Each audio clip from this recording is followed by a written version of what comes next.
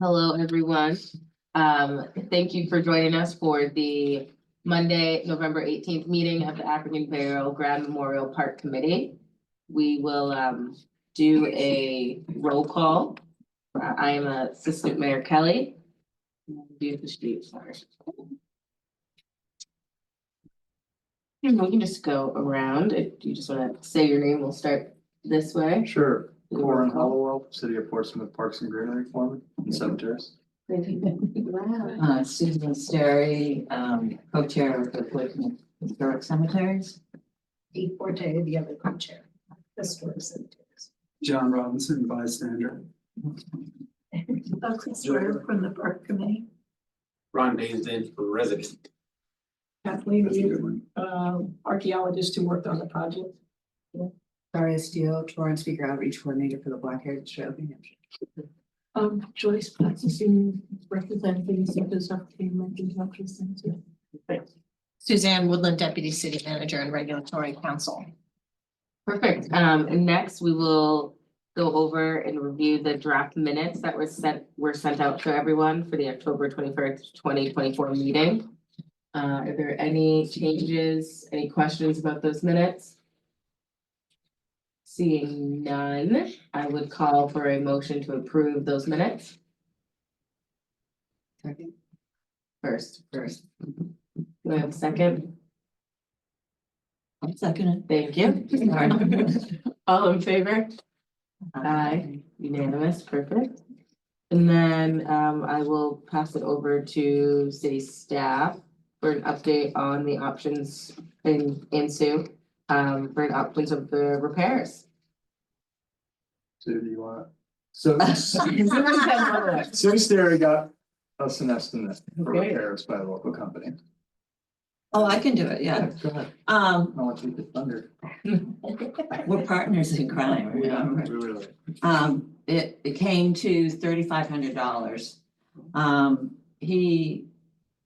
Even though he doesn't know exactly which tiles it's gonna be determined, we're trying to get a hold of Jerome to find out where he ordered the tiles.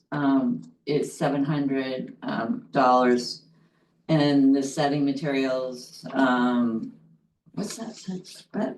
Epoxy. Oh, okay, that's when he wants, yeah. Yeah. And he's going with epoxy because everything else that's been used there prior is not waterproof. The tiles they're glass tiles and they're used outside, inside, waterproof and all that. So it's the adhesive that's been the biggest issue, fingers crossed. And then the cost of, oh, no, wait a minute, why am I saying 3,500? Oh, sorry, 52. He's gonna charge $3,500 for installation. And what he said was, if we give him a large enough graphic of this copper, he will set it as best he can to that original design. It won't be perfect, but it will be a resemblance. So the total came to $5,259.61. He doesn't want to connect with Jerome, so that's my next step is to connect the two of them. And plan for spring. And I did some research on water, water tiles or pool tiles as they call them. And I couldn't find, not that I'm the last person, but I searched a lot of sites and those colors aren't out there that I could find. They are mostly blues and greens, what you would think in a pool, so, Those ceramic tiles? no, they're glass, They're all glass water. Okay, Pool tiles is what they call them. right. They're glass. So I don't know if he had them specially made or what, but So we'll wait for the update on where he Yeah. sourced the tiles and then try to replicate and get the same tiles and just use the different. and this is coastal flooring right up on Market Basket on Lafayette Road. And he's really interested in doing the job. He's done a lot of work down here on Thomas Thompson's house. He's been working with them, so he's into historical renovation, so. That's That's awesome. that's what we know so far. Okay, so just to confirm then, we have a quote for someone to install it with epoxy, but the challenge still remains, we have to find, if we can, a supplier for that particular tile in the color that we would like. Color. And then this Coastal Flooring would install them in the pattern that Yeah. Jerome originally, as best Yeah, right, they can, right. set forth in the. And that's to remove and clean out the. Yep. So it'll be a clean slate. That's a single estimate, right? Right, I called other places around and they weren't particularly interested. If you want more, I can try to, I don't know how far out I would have to go, but it wouldn't be anybody local here in the city I see. or Dover or any.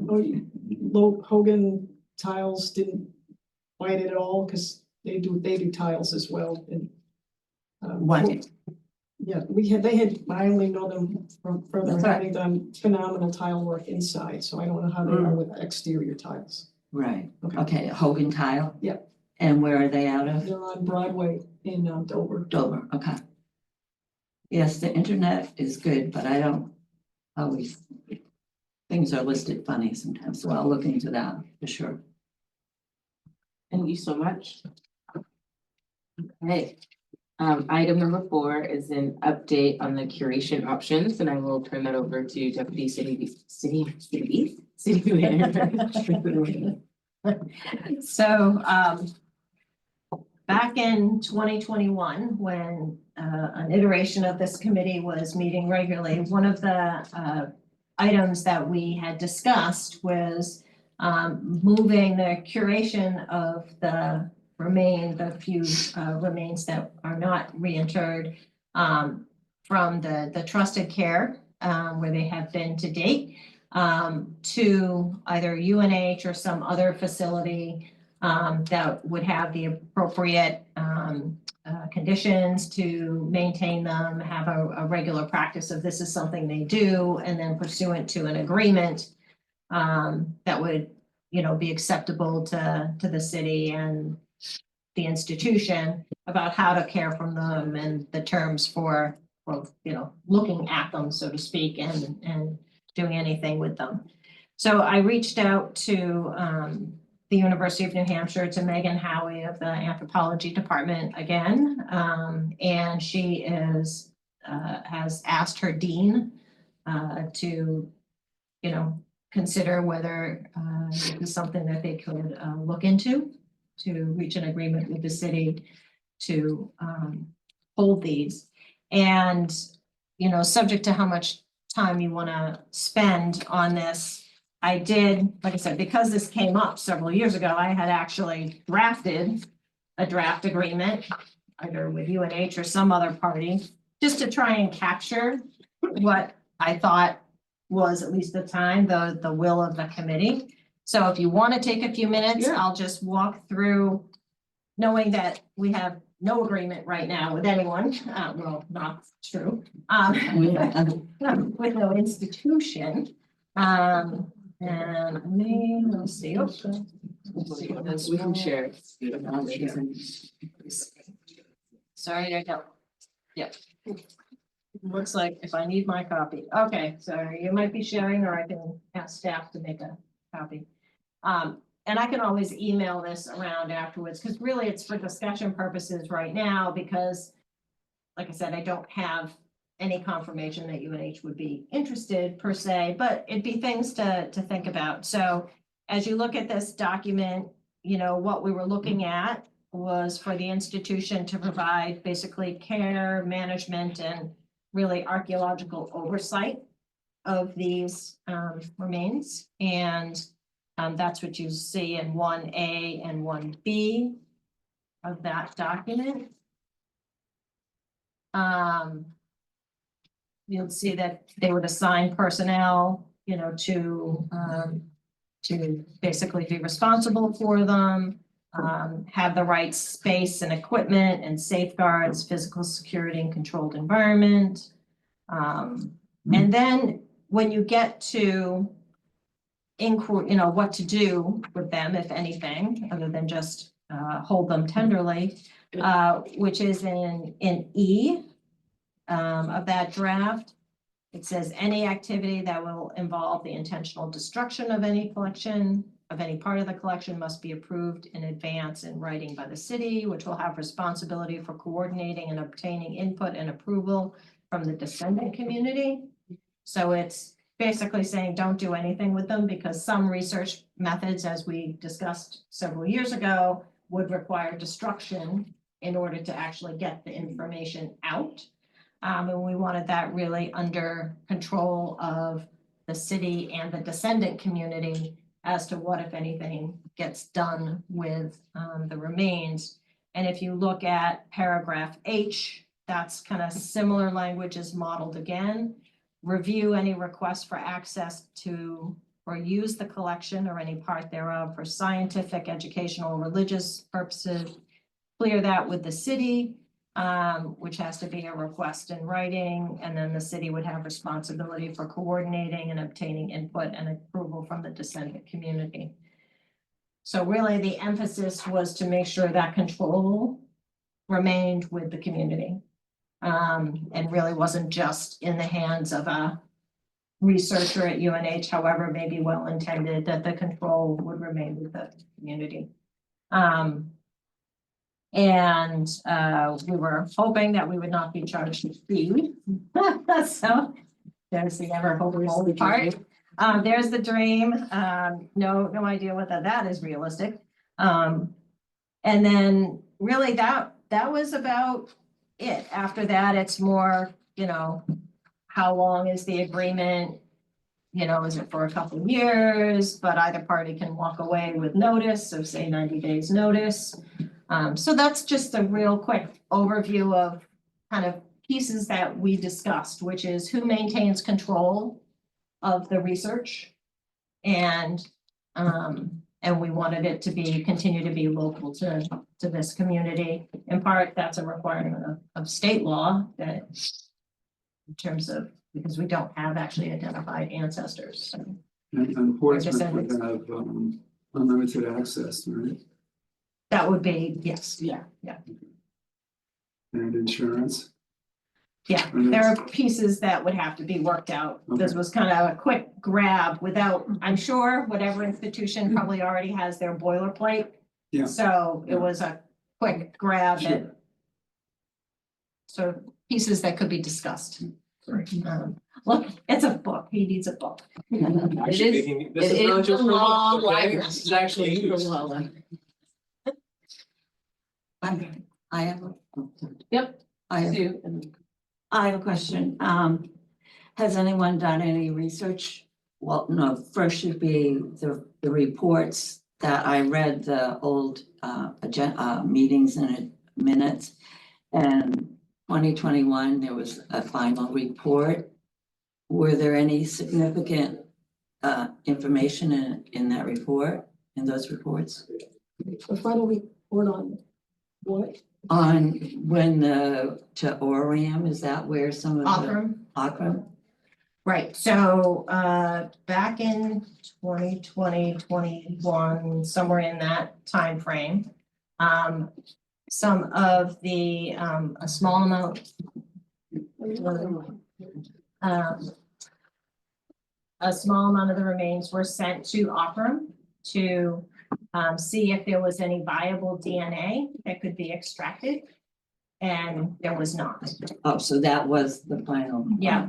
Yeah, And so that's why it was actually a two-phase contract. So if there was, we paid a small fee to determine whether there was enough to extract, and because there wasn't, we didn't do the rest of the process because there was nothing to analyze and. okay, it wasn't, Yeah. clear from that. So, so my second question would be, has anybody done any research to find out since 2020, how, if there's a more precise procedures or new procedures to identify DNA or RNA or whatever? that is item number 5. Oh, Which oh, is, sorry. which just any next steps All right. regarding And then- any research. And then my last, just to throw it into the pot with the curation,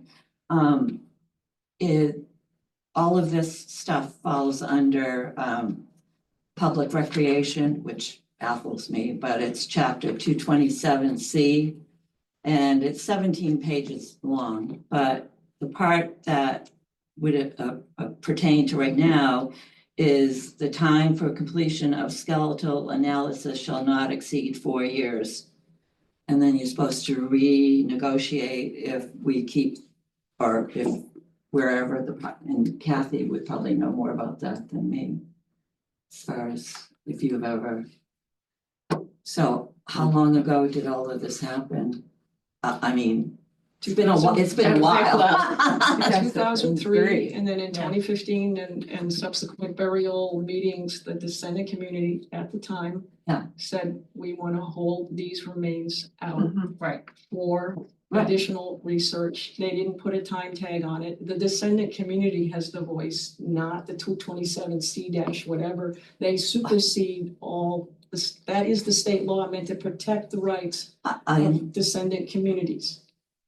no, I understand that. So I we're- just want to throw that out there. If we want to sort of incorporate something like that too, instead of having these remains floating around, you know, if there's a time frame They're on not how. floating around. I'm sorry, that's disrespectful, and I'm sorry that I said it that way, that they've been stored properly up until now. I think what I'm reading or getting from you is making sure that maybe every few years, what if they are stored at a facility, the conversation is brought up again, whether there's new tests that want to be conducted, whether there's more advanced technology, and making sure whether we follow by that statute or our own internal checks and balances, that every few years, that part of the conversation is kept up with. Well, what was the 4 years about? Well, so it's like a state statute that says the way I. read it, Yeah, it's let's, years.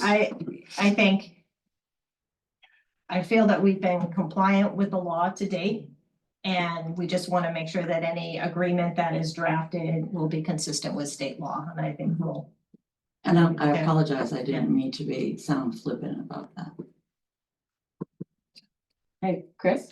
Yeah, it's very much what you just said, Joe. I wonder if adding a clause about asking UNH to be proactive in identifying new technologies. That, you know, part of having it there would be to identify new technologies, new options, and be proactive in bringing that to the committee. Yeah, I think that's a good I agree. insert in there.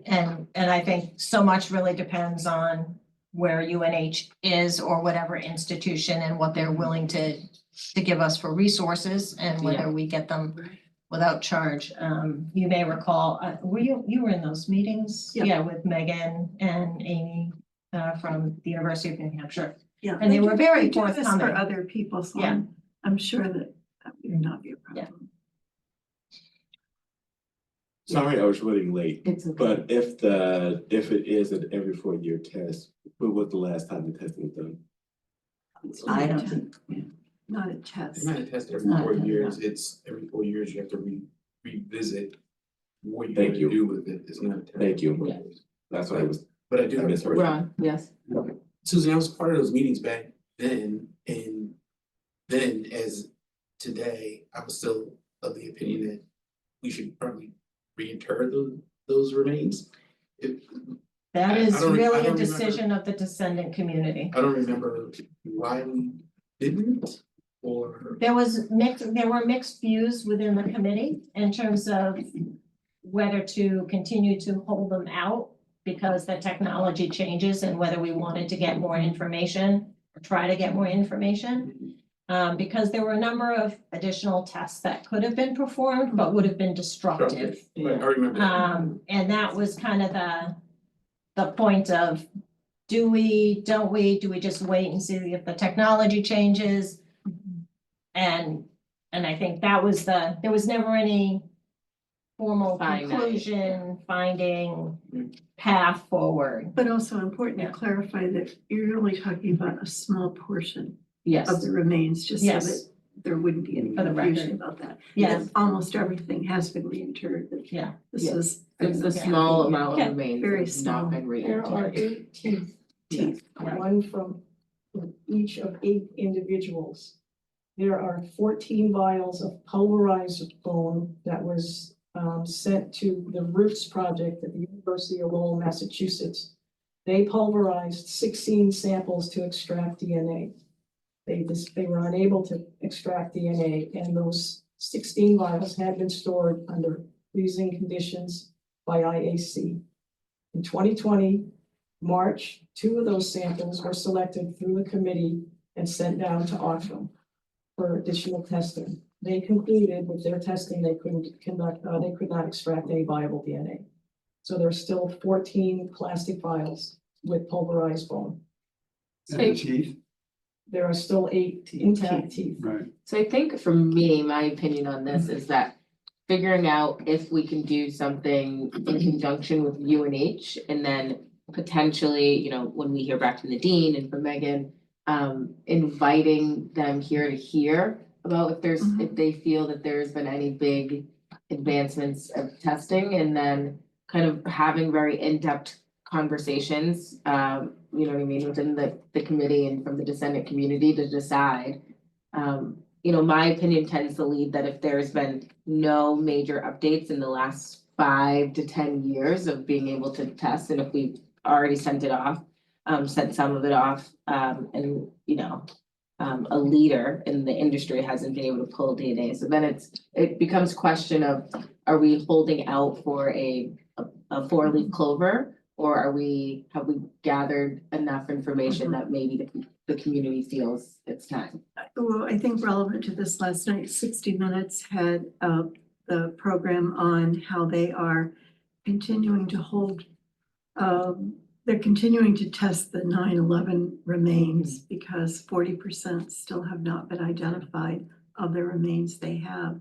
And new technologies, just about a month ago, I began to identify some of them. So I think it is, obviously the field is evolving, and I think that's an interesting example that there's a whole staff that continues to work on those remains to test for DNA. Amazing. well, And what are the what- conditions underground? If we reinterred them, would they be preserved down there in case they needed to be recovered? I don't think Do we we would know? take, I don't think we would take out. Alright, so- That is why the remain, what, as Kathleen explained, Right. why the 8 teeth and those pieces have been withheld. Right, Precisely because once they're reinterred, it is not anticipated that that would be revisited. so we've got the pulverized bone, but we have no samples from the teeth, is that right? We do. We have 8 teeth that still are No. intact. But they haven't been Oh, yes. sampled, You can't sample the teeth without pulverizing. Right. That's right, okay, right, That's okay, destroying, so there are Okay, 8 so teeth, and then 14 vials, from what I understand, 14 vials that were pulverized. right, So if you want to test the 8 teeth, you would end up having to destroy them. oh, I And understand. this has been the trigger point for the committee is whether there is a level of comfort of destroying these remains to get any testing out of them. So the reason we have any kind of confirmed genetic tie to African genes is through this destructive Yeah. testing. That's what happened already. There were 8 samples that were examined and 4 of them came back with African haploid group remains. So we have a real anchor Yeah, to at least some element of origin of at least 4 of those individuals. And the hope was that additional testing, in fact, I'm following this. I don't really understand, I can't remember why we were moving from the trusted care to an institution. I could show you some really powerful photographs of what happens when you send things to an institution and the professor goes away and gets sick and the students are left to play by themselves.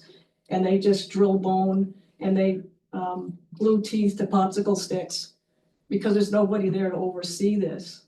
And I don't know why I care so much, but I do because I've had a relationship from the very beginning. If you guys want to put them back on the ground, that's great. If there's some of you that want to learn something more, there are new studies. There's an isotope analysis. There's a strontium analysis.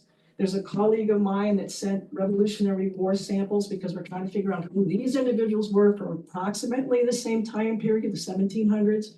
University of Georgia has a very specialized program with this. There are new studies. If we can come back and revisit this every year, we can revisit it every 4 years. We can come back and just see what science is yielding every year. And it may be that you just want to put them back in the ground.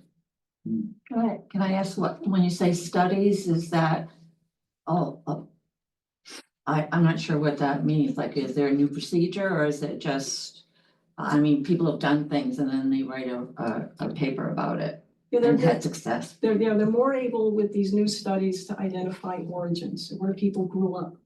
So if we had people kidnapped from Africa and brought to the New World, there will be isotopes and strontium levels that will tell you something about where in Africa they came from. And I know with one iteration of the committee, that was something that was very important to them, to learn who their ancestors were.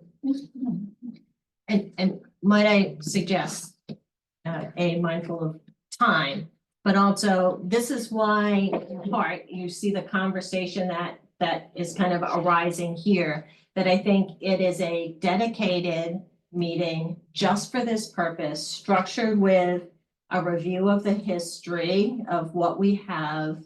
It's bringing in, information in advance of the meeting, in terms of the ice, what's available in terms of isotopes, and then bringing in, someone else to help us have this conversation. As kind of Kathleen has laid out, there are all of these, opportunities or not, depending on what the descendant community would like.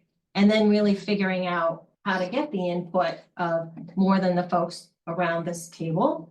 And so I think it is a layered conversation that needs some structure. And I would say we find a date sometime in the new year to begin to have that conversation. And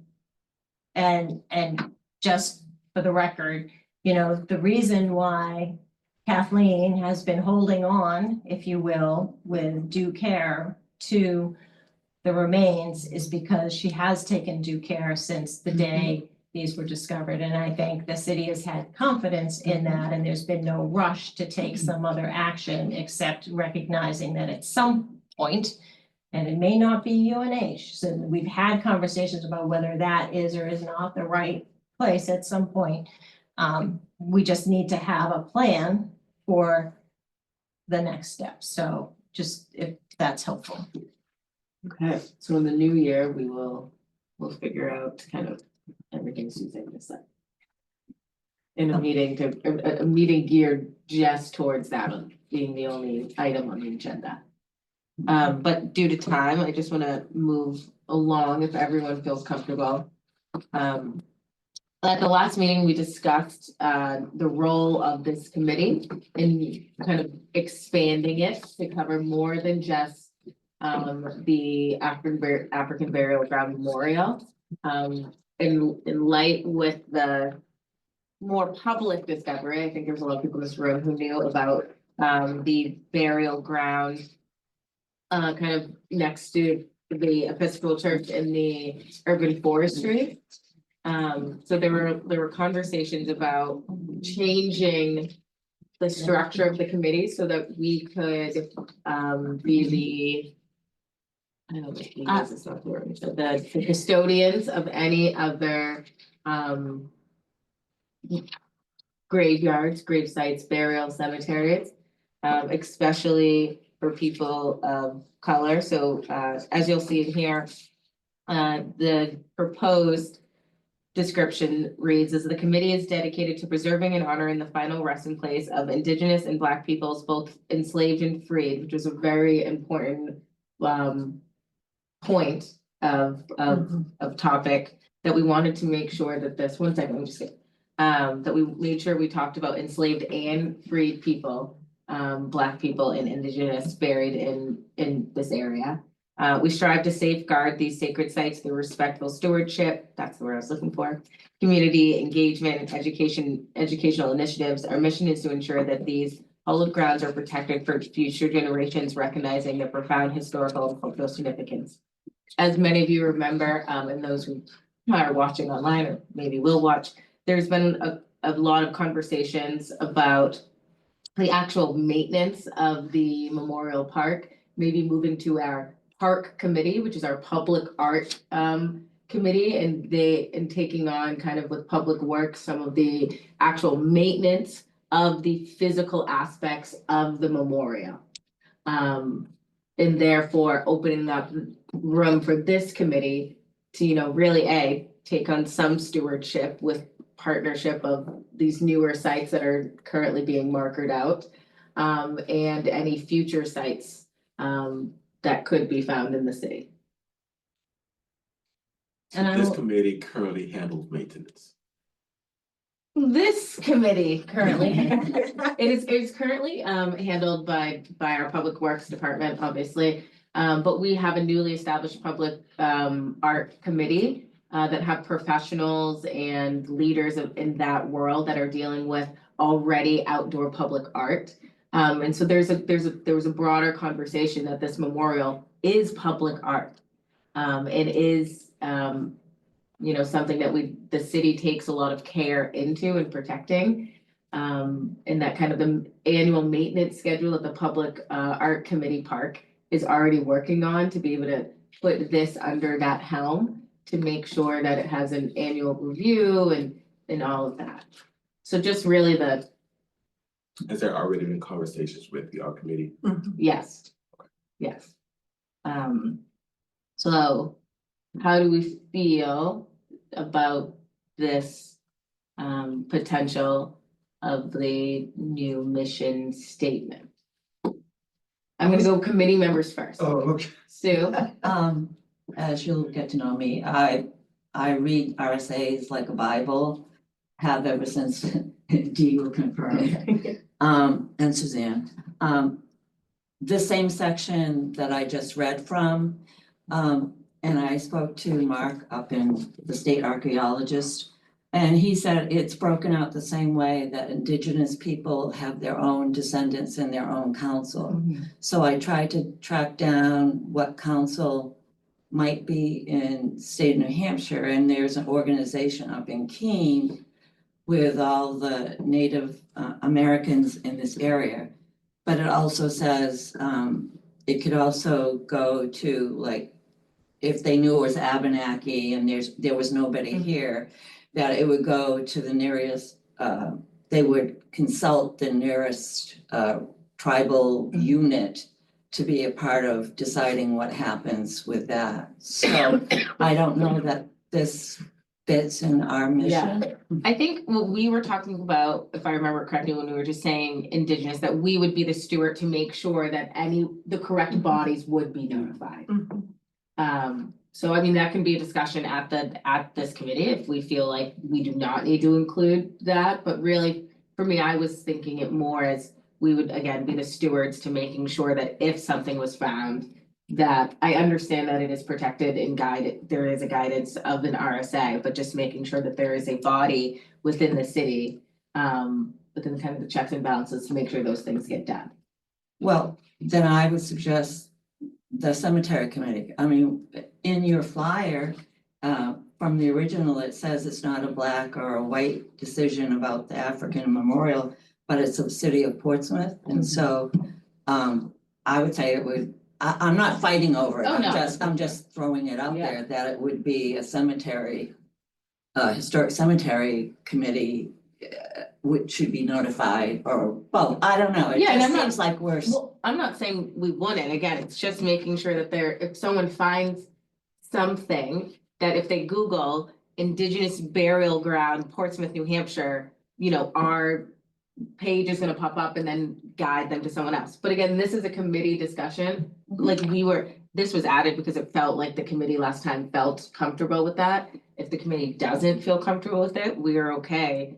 I'm okay going back to, just, Black, and we kind of tossed around like African and Black peoples, because we know that there's, many different identifying factors in the Black and African descendant community, or Caribbean community, so we wanted to make sure that we were well-rounded in that. Yeah, I have trouble with the word freed. Why? Well, I'm thinking of Oni Judge, for example, Mhm. was never freed. But she might have been Technically, buried if you here, right? absconded to the north, for the free Yeah, but she north, was not freed by anybody, though. yeah. It involves the agency of the owner Mhm. to be freed, right? It seems that way to me. So I'm maybe freed instead of freed. I would, yeah, we could, To me, it feels better. you could say free, freed, or enslaved, because they're technically, you had freed black people. And then I'm sure there were black people who were never enslaved also. Yeah, so that's what I just said, so maybe it's Mhm. free, freed, enslaved. So you can add So- an extra one for Yeah, so free. you have kind of the all Right, phases. yeah, Cause we also Mhm. talked about this not just being, these sites, but also being able to tie in with the cemetery committee on making sure some of Sue and the cemetery committee have done a great job of making sure that, there's highlights and spotlights on some of the black leaders that are buried in some of our cemeteries too. As. Yeah. Well, no, I was gonna say is that, historic cemeteries, so we fit in the same Yeah. frame because we don't have a public cemetery, so. Everything that you're talking about, all 7 of our historic cemeteries are in not that you won't find something later on, a later date, but we're all part of that same colonial, revolutionary, Time period. Civil War time period, so, yeah. So I'm thinking through that cap. Yeah. Just, but, I'm just throwing it out there. I had a question also, is this the only black burying ground in Portsmouth? No, No. as. Oh, no, I'm aware of the one up on the hill there by Yep. St. James up there, but is there Like any other associated with place a church or anything, or? in any way? We I think, mean, I we think remember- there may be, slaves or free blacks buried in North Cemetery, But not identified. not identified, but it's not rumor, but research indicates that it's a good possibility, the poorer people, black people, Right, whatever. I remember seeing this identified on a very old map from the early 1700s as being the Negro burying ground. This area that we preserved over here. Oh, yeah. And that's the only one. That's been discussed, that this is not just. Okay, No, but in Right. fact, that map really only shows the town center, so all the other kind of the rest Mhm. of the Outlying plantations areas. of Portsmouth where enslaved Africans were working, mhm.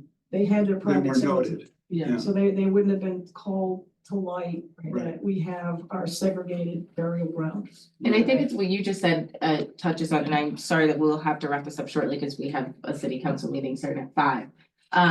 But to me, there's a lot of conversation triggered by kind of what you just said, is the plantations of Portsmouth. Right? People, I was just talking about behind the Episcopal Church and those sites that are gonna be, kind of looked at. Yeah. And I said, well, yeah, there were slaves on that farm, you know what I mean, or workers on that farm, they're enslaved or freed or formerly free, slaves on farms in Portsmouth. And so, talking more about that to me, I also think is part of what this committee can be doing and part of the education that, I look at this committee again, as stewards of potentially Black history in Portsmouth and teaming with our organizations already, and growing that umbrella. That's why, when we changed the makeup of this committee, it was very important to me and Suzanne and talking to other people to bring in different members from every descendant organization that we had in this area. To make sure that we are all, not running in silos when we're talking about preserving Black history. Right. I remember seeing a woman make a presentation at the public library who had, was in the middle of her research on, finding, all the towns in New England where there were slaves. Right, and she was about halfway through. And she decided at that point that every single town in New England had slaves. Now, I don't know whether she had a list of names, but if she did for this area, wouldn't that be a point of departure, a place where someone could actually see where they lived? Yeah, that would be great. Again, I think that's part of changing the element of what this committee does, so that people, ideally, if that woman or we knew who she was, or if she was doing more research and said, oh, wait, now I have an actual place besides, say, the Black Heritage Trail or SAC. Now I have a place within the city that I can go and say, hey, I'm doing this research. Can you help me disseminate this to different organizations or to the public or X, Y, and Z? So yeah, so exactly what you're talking about, to me, is kind of the gear to switching a little bit of what this committee does. Mhm. Taking away from the physical maintenance of the site, we still are the entrusted descendant community with the remains and any future anything. But removing ourselves from the physical maintenance of the site to focus more on the cultural awareness. Any other comments, Ron? You change the name of the committee. We can discuss that. That is something that we had discussed. And there were a couple names floating around. One of them that we discussed kind of earlier was Sacred Sites Committee. But that can be something that, you know, this committee, we really have a working session where we kind of flesh some names out and then figure out. But yeah, I think that it would make sense. And to that, I figured start with the mission, because the mission is gonna drive What the name is. what the name is, so, yeah. My, I think about that all the time too, where it's a memorial, but it's also a gravesite. Yeah. So I was thinking just putting the word "and" in there, Yeah, African burial ground and Memorial Park, site, that it would make it more clear and, Memorial the other- Sites versus just the park. right, Yeah. or park. And then maybe some sort of a bronze, sign, because everything's bronze, with a sketch of what, it was in the original flyer, dedication flyer of what the potential, how many graves and everything Yeah, are in that area. That would also make it clear that this was a burial ground, not just a yeah, memorial. this was a cemetery, not just. Yeah. And things were built upon it. And then- Okay, I like having that incorporating the word sacred. yeah. So we will bring that to, for our next meeting. And if anyone has any edits to this, please send it over to Suzanne, and then she can send out kind of different copies. Any other, and again, I don't mean to cut it short, we just have a few moments. Any other business that anyone else would like to bring up, any committee members? Just, Yeah. Jill sends our apologies. Okay, and then I would open it up for a quick public comment. We kind of ran it loosey goosey, so you got to see the whole time. Okay, no public comment. And I believe we already have a meeting scheduled for December. Yes, right, December 14th. I will reach out to Katie at the library and find out who is the woman that did the presentation. She would know. Yes, that would be great, thank Sorry. you. Glad to reach out to her. What do you have over there? We're just looking for December here. It's the 13th, isn't it? That sounds, The 16th, that's what I Sorry. got. yes, 16th. Yeah, I know, because we moved it from the first to the third Monday. Right. Yeah, so the 16th, 4 p.m. If anyone has an issue, again, just email Suzanne or myself and we will figure that out. But I would look for a motion to adjourn. Someone's gonna make it. I motion that we adjourn. Okay, second. Great. All in favor? Meeting adjourned.